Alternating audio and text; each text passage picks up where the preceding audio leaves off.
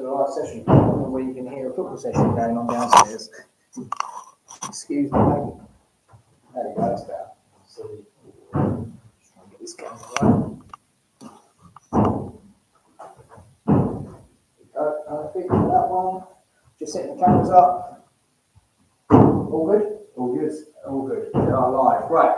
I'm just going to go through some session planning. So the banging. There is a one-to-one session going on downstairs in our office, and someone is kicking the ball. It's all extremely hard. So I'll talk over it. I'm going to go through some sessions, some ideas, and a couple of questions sent through to me as well about how and asking certain things. So, right. I will go and start with warm-ups. If people want to ask anything, chuck it in the comments, chuck it in a DM to us on the Coaches Club or on my page. And we do these sessions as part of TSC Coaches Club once a month. We'll start doing a bit more, just to show you kind of my process and what I think about. And you can chuck questions in, I'll just design a session on whatever you want. So we are focusing on psychological corner this month. There are loads of sessions based on the psychological corner. We've done loads of sessions, we've got loads of tips coming up throughout November and December, and these will go up to lead up to a webinar we're doing 12th of December. We'll summarise it all. So psychological corner. One of the things that get asked is, how can we do this in warm-ups? How can we start affecting players psychologically in warm-ups? First thing you can do is actually just go and start to introduce your topic before the warm-up. So you might have something written on a whiteboard. Right, tonight we are working on combination play. And then you might have on your whiteboard, combination play. What combinations do you know? If you have that on your board, when players turn up, they'll start thinking about it straight away. And if you chuck that question out there straight away, like what combinations do you know, you can then, they'll start thinking about that, and then once you go into your warm-up, set up a little square, and in that square, put 4 blues in there, 5 blues, 5 reds, you've got a football each team, and then you say to them, can you show me as a team as many combinations as you can? So now you've introduced a topic as soon as they turned up, and now they're starting to take that into a little warm-up of, right, I'm going to try a little 1-2. I'm going to try an overlap. I'm going to try set, and then we'll play forward. Loads of little combinations that they've come up with. What they'll also start doing now is communicating with each other. Oh, let's try this, let's do that. But you give them some ownership over to the players, and you'll start developing them a little bit psychologically. Now, other ways you can do it in a warm-up and challenge players. I like to give ownership to players. So in my warm-ups, they'll take charge of the stretching or the ball mastery. My under sevens, they've got their own bit of ball mastery each. So we just have a square like that. We've got 8 players. They're allocated a role each in that warm-up, which relates to ball mastery. So one player has to say, right, my one is big toe, so toe tap side to side, and they've got to do 50. So they shout, right, toe taps, everyone 50. Once that's finished, someone will do drag push for 20, someone will do keepy ups, but each person has their own part of the warm-up, which creates ownership. Then they need to communicate with each other, and then also some leadership will come out of who's going to take charge of that. So that's a nice simple way to do it. If you want to start putting pressure on the warm-up and challenging players that way psychologically, that's also fine. One way I like to do this is create a little circle of players. And this circle of players, the football will start here.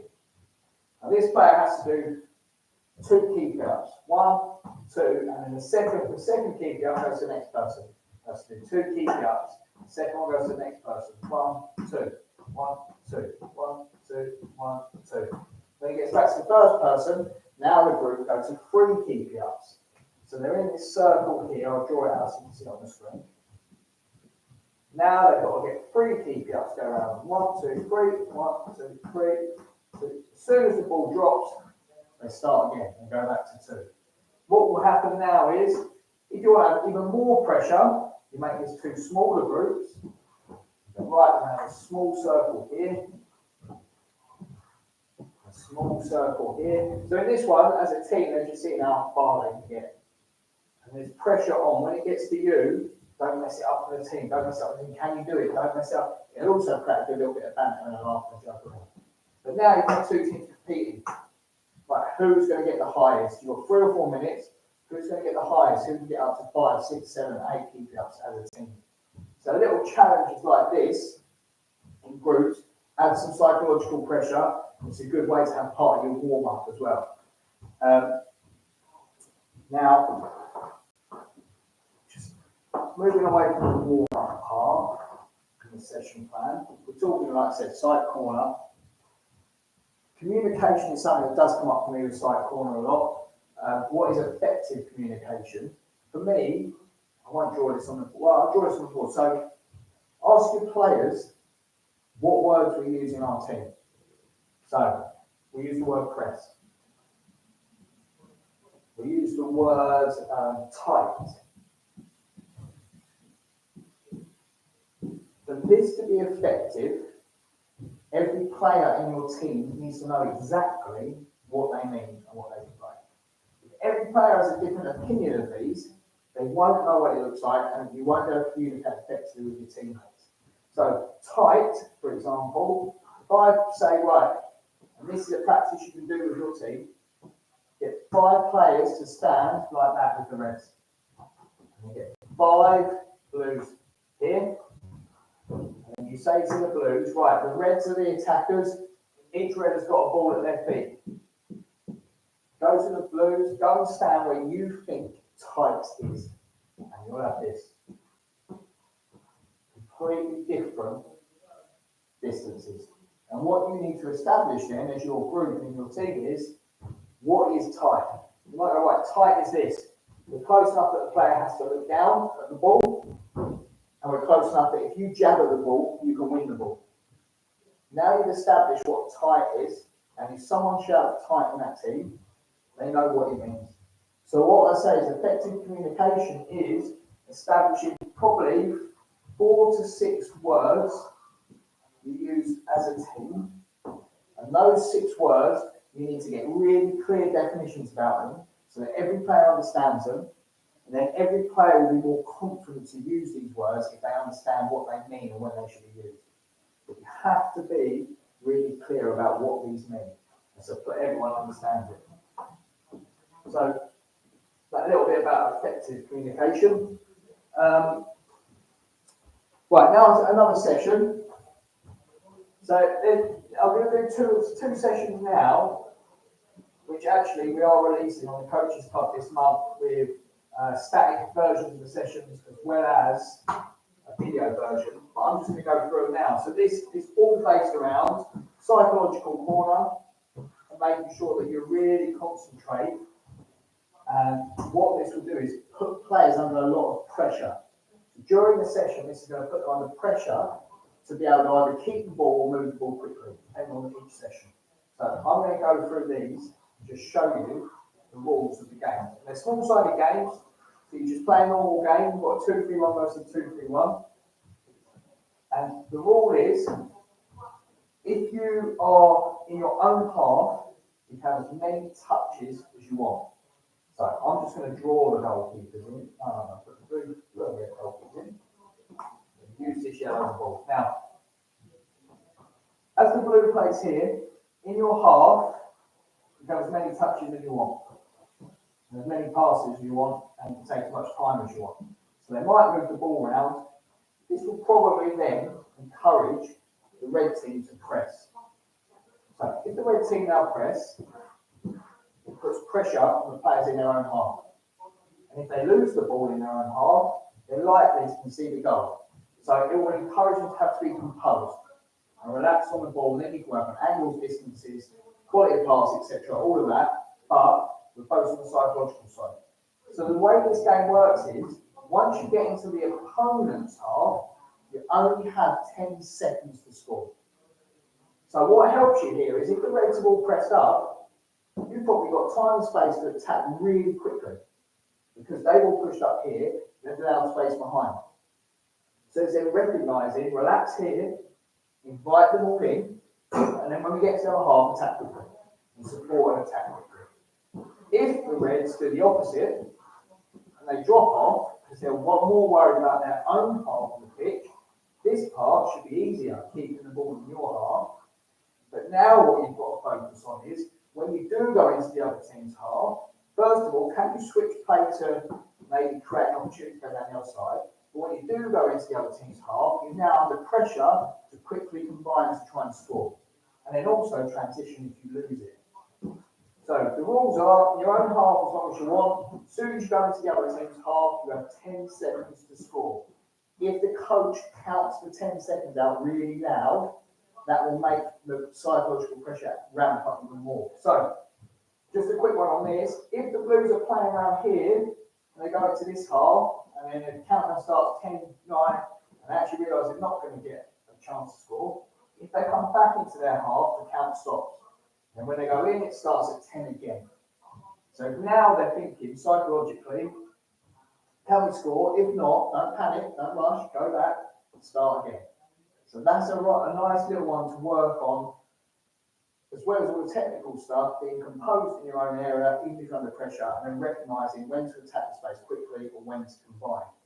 Now, a similar version of this game, let's let the Reds have an attack now, is also a 10-second game that we're going to release. I've done this one before, it's one of my favourite ones. The Reds score. So the Red team has scored a goal. What happens now is it goes back to the centre, but the Reds who scored the goal will take the centre. Now the Reds have to, as soon as the ball comes to play, keep the ball for 10 seconds.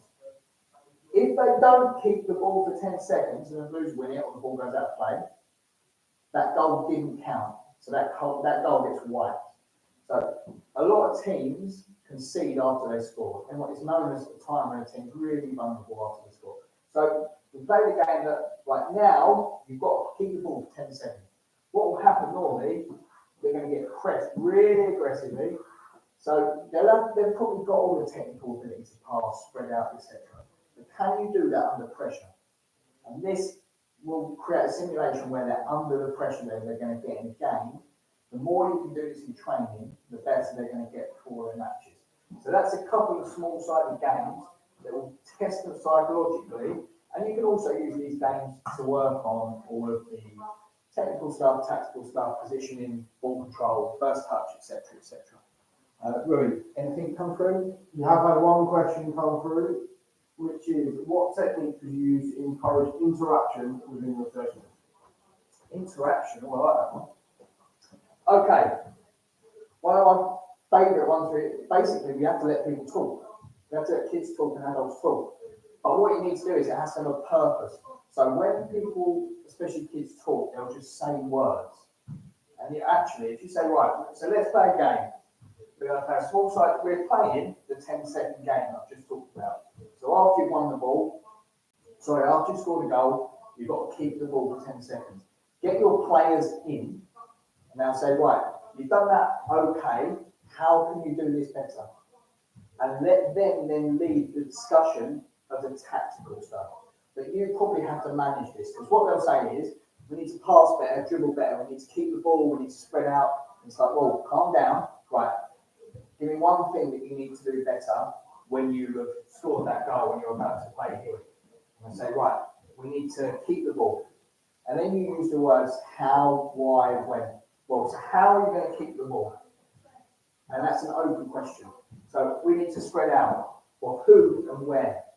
Well, if the defenders drop, we can play straight back and that'll create some space. Or they might say, or if striker goes, we can play forward. But all of the words you want to use are when, where, how, why. And what happens is, as a knock-on effect of this, is they understand the tactics because they design them. And when they design them and they come up with this game plan, even if it's the worst game plan you've ever heard in your life, just let it go and let them have a go at it. Because they'll now start talking and communicating a lot more out here. Once they talk and communicate a lot more out here, you play for 3-4 minutes.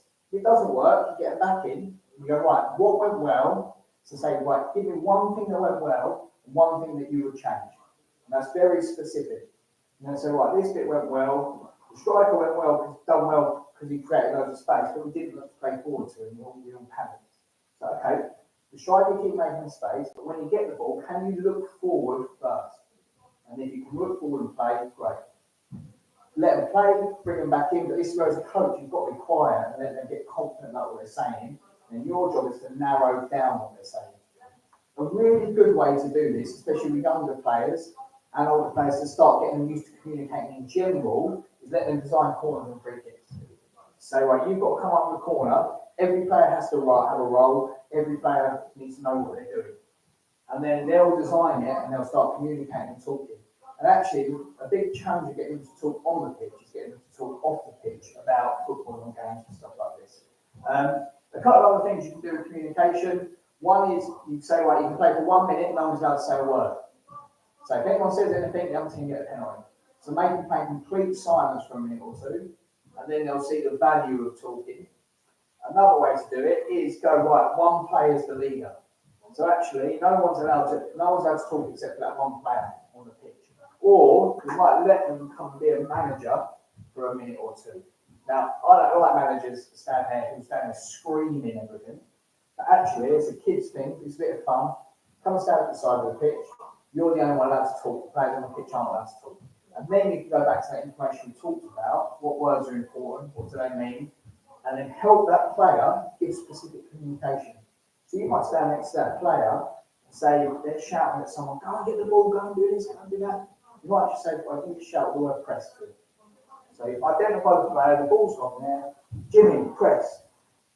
A little bit of information helps him. Or then you might say, well, where do you want Jimmy to press? Where do you want to show him? Jimmy, show him outside. And that might start to then make this player more confident in communicating. Okay? Hopefully those are helpful little tips. For more, so one that I really like is doing timed practices because it adds pressure. Now I've talked about the 10 seconds and stuff like that, but actually doing a longer period of time, and this is really good for older players especially. So an attack versus defence type practice.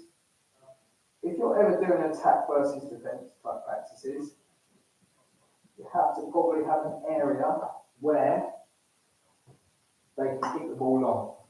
So whether that's into a small goal or I like a target area. So if you've got two goalkeepers, you might have one in this target area and one in the goal.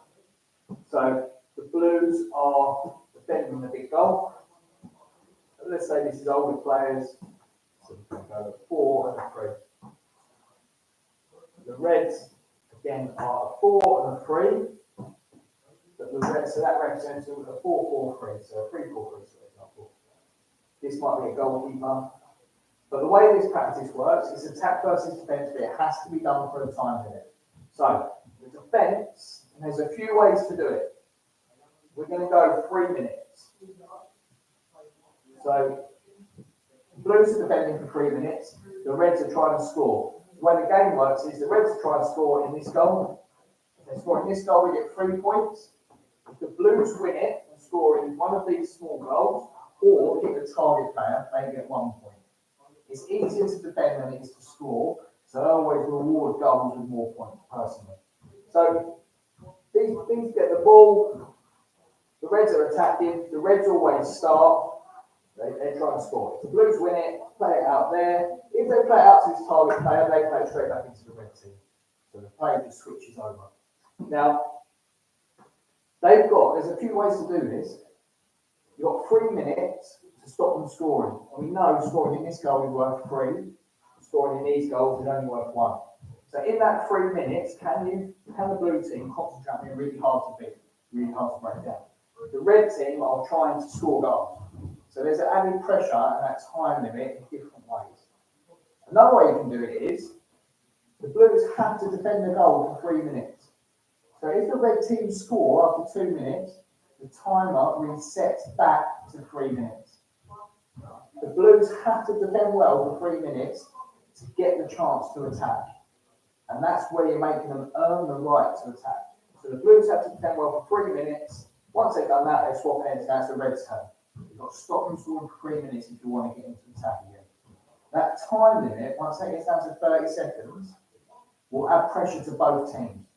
So you might have the Blues putting like last ditch tackles in, don't let them score, don't let them score. They'll be talking to each other, ramping the pressure up on each other. The Reds will be doing the same. We've got to score, we've got to get a goal. And this represents those really tough times in games where you can start to work with players psychologically. So about the Reds trying to score with 30 seconds left, it's about don't panic, don't rush, just keep moving the ball, do the right things and stay composed and relaxed. For the Blues, communicate, know your role, close off the space and do your job. Another way to do this, which isn't necessarily as timed, but it adds pressure on the players, is the Blues have to score 3 goals and then they swap ends. And only goals in this end count. If the Reds score twice, they're 2-0 up. Then the Blues score these goals 3 times, they swap ends, and the Reds are still 2-0 up. How many times can the Blues score in them? Then they'll have to work hard to defend and attack. Because the teams that don't defend well or work hard to defend won't be attacking much during the game. And that's another psychological lesson for players about if you want to attack, you have to work hard to defend. Rui, you have one on decision making? I did have one decision making. Yes, so someone asked about decision making. How can we improve decision making players? Now, I've done a lot of small-sided games and game-related stuff. So decision making, they say a lot of players are developing their technical ability until, say, 18, 19, 20. They develop all the technical stuff, and now they refine their decision making and how effective they can be in a game. Players see pictures when they're playing. If they see a picture of a problem they've solved many times, they instantly know what to do. So we have to expose them to repeated pictures so they can find a solution and they know what works when they see that happen in front of them. So this is a good way to help with that psychologically. For example, 2 versus 1. So the practice starts, we're playing around the penalty area here. The Blues are trying to score, the Red is trying to win the ball, and if the Red wins the ball, play out into these goals because you always have transition. And the practice starts with the ball going there, and then they attack. And it's as simple as that, or now you can work on, you drive towards that player to commit them, you create the space, and then we can slowly play in front of you to score. Or, as you play in there and you drive forward, you can overlap for that pass to go in. But what you're doing is giving them repeated attempts at the scenario that's in front of them. And you can do this just non-stop. Now, obviously, you've got to be aware of the work rate and how much this can take out of defenders. So, you would have defenders taking it in turns, attackers taking it in turns as well. And then loads of repetition of practices like this. Now, what you would do then is move this up to a 3 versus 2.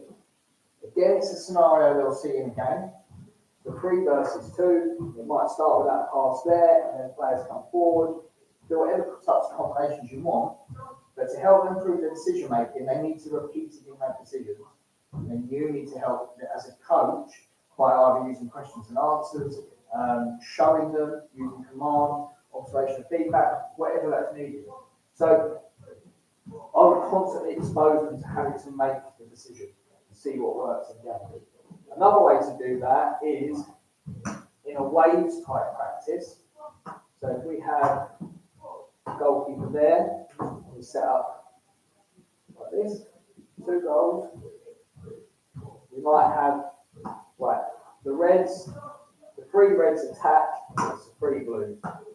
After the 3 Reds have attacked, the 3 Blues will attack, and 3 new Reds will come back into the practice. So the Reds attack and they shoot, and then what happens is they go off. Now the Blues attack, those Reds come on and defend.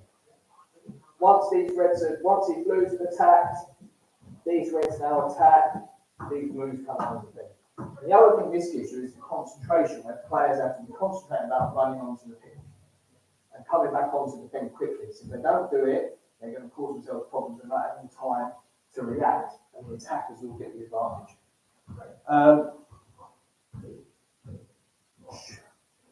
Last one from me.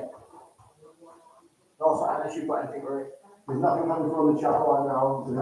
There's quite a lot of people on here, and they're all enjoying what's going on. So, last one is confidence again in players. How do we improve confidence? So, it's really important that we challenge players. Can't make it too easy, can't make it too difficult.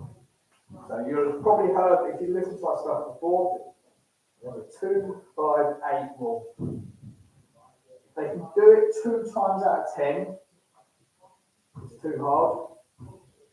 This is not straight away either. This is after a few minutes. Let them learn, let them go. If they can do it 8 times out of 10, too easy. If they're doing it roughly 5 times out of 10, you've got it right. So what you now need to do is set the challenge level and see where they're at on this. So let's just use a possession practice. A real simple, keep ball, as a lot of people call it, possession practice, where we'll say, if you make 5 passes, it's a goal. So all you've got to do, 5 passes is a goal. Now there's a lot better sessions to do than this, but I'm just going to use this as an example.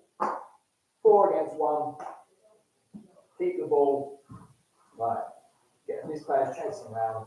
But actually, if you're working with under 8s, under 9s, if this is quite a small area as well, that might be quite a challenge for some of them.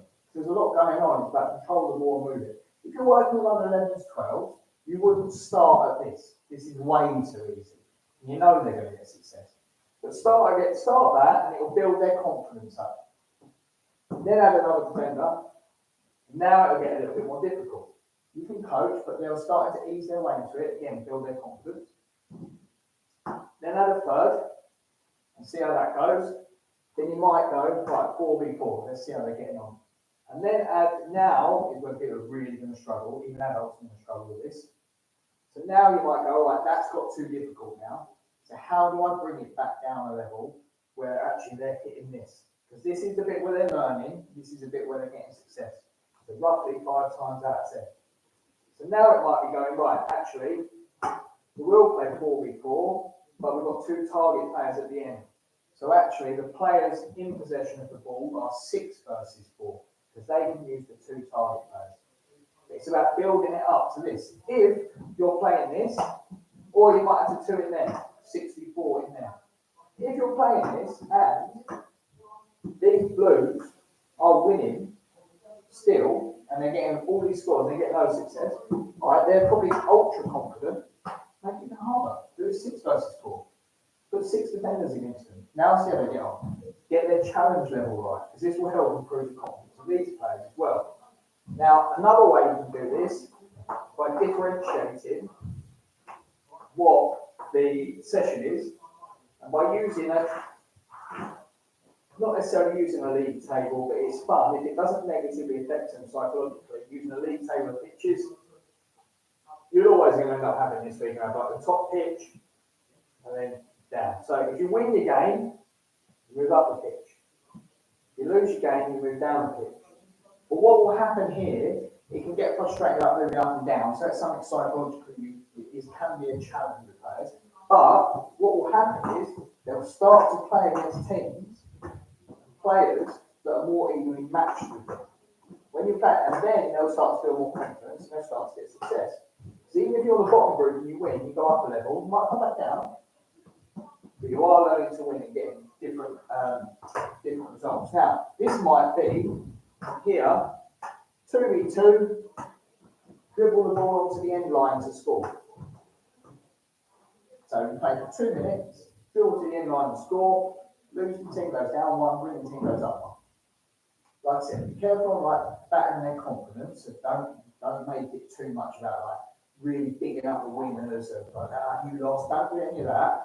So moving up and down the leagues, and then they'll play against players where they're going to get some success. Now you can do that with 2 people, but one thing I love to do is do this head tennis, and this is what I'll finish on. So you don't need tennis nets, just put a row of cones here, and then a row of cones 2 yards away, and that becomes a net. If the ball falls in the middle, they hit the net. Now, head tennis, you build this up, start it easy. Like each player is allowed 2 touches each, and you're allowed 2 bounces on your side. Nice and easy. 2 touches, 2 bounces, play for 3 minutes. The winning team moves up, the losing team moves down. So it's a normal game of head tennis, try and knock it over the player. Then, next one you progress to is allowed 2 touches per player, and it's only allowed 1 bounce on your side. It bounces twice on your side, the other team gets 1. Then we play 3 minutes, then you progress it again, you're allowed 3 team touches and 1 bounce. So I could take 2 touches and then Rui could use the 3rd touch and knock it back over. If it bounced twice on our side, game over. Then the last level we do of this, so we progress this again to all of this, but no headers. And that's the hardest level. So you can build this up and build this up, and fans get loads of goes and practice. Then what you do is once it gets to the end of it, and you kind of put everyone roughly in areas where their ability levels are at. Here, this pitch is 2 touches, 2 bounces. This pitch is 2 touches, that's 2 touches per player. This is 2 touches per player, 1 bounce on this pitch. This pitch is the 3 team touches, 1 bounce, and here is the 3 team touches, 1 bounce, and then no headers. And if you want it, so they'll all be getting some success now. They'll all be challenged psychologically. If you want to make it even harder, make this area smaller, make this area bigger, but start differentiating the areas for every player, which will challenge them. They'll get increased confidence by getting success as well. Think about this. I've done this as head tennis and 2v2, this and 1v1s, loads of different practices you want, which differentiates it for players and helps everyone get the right level of success and challenge, which can help them psychologically. But that's the end of the live session planning for this time. Just a quick recap. Obviously, this is what we do as part of our TSE Coaches Club, which you can find at tsecoachingclub.com. You can find us on Facebook, Instagram, TikTok, Twitter, YouTube. We've got loads of stuff on our YouTube channel, and Patreon.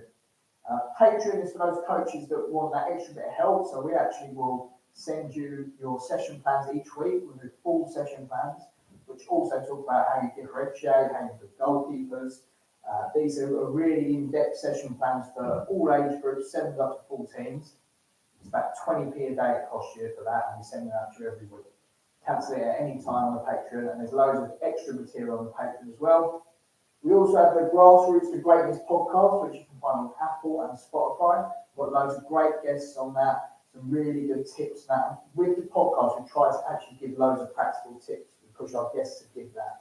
There's loads of free stuff on Facebook, Twitter, and Instagram. What we really would appreciate is if people can start sharing our content as well. So if you've enjoyed any of this or any of the stuff, then please share it on your coaches' WhatsApp groups, on your social media, in your grassroots clubs. That would be really appreciated, and we will see you again soon for more content.